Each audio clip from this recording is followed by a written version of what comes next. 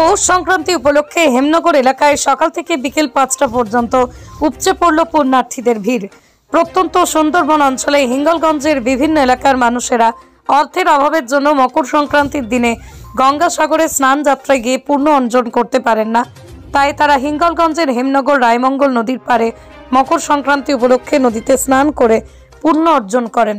আর এই দিনেই নদীতে স্নান করলে পুণ্য অর্জন করা যায়, তাই পুরনো নিয়ম রীতি মেনে এদিন হাজার হাজার মানুষেরা এই হেমনগর এলাকার ভিড় জমায়। সকাল থেকে বিকেলে পর্যন্ত তারা নদী স্নান করেন। এই ভিড় সামলাতেই হেমনগর কোস্টাল থানার পুলিশের নজরদারি ও টহলদারি ছিল চোখে পড়ার মতো। স্থলপথের পাশাপাশি নদীপথেও তারা কড়া টহলদারি দেয়, যাতে সাধারণ মানুষের কোনো অসুবিধা না হয়।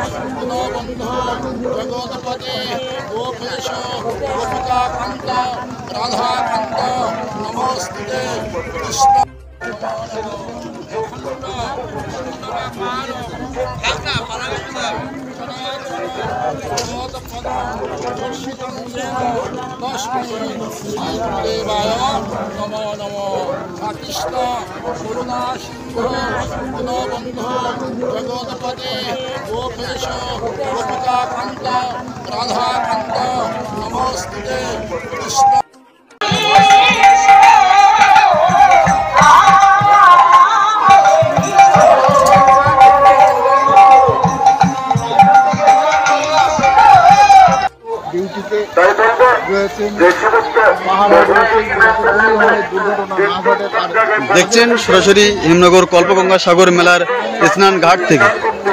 আপনারা আমাদের সভাপতি সম্পাদক এসে গিয়েছেন।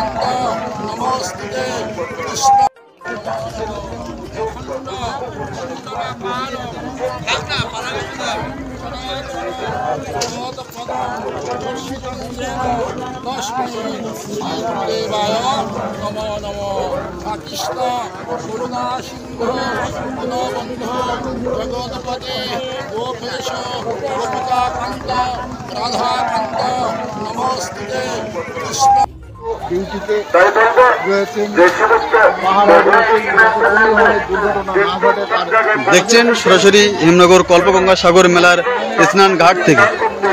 আপনারা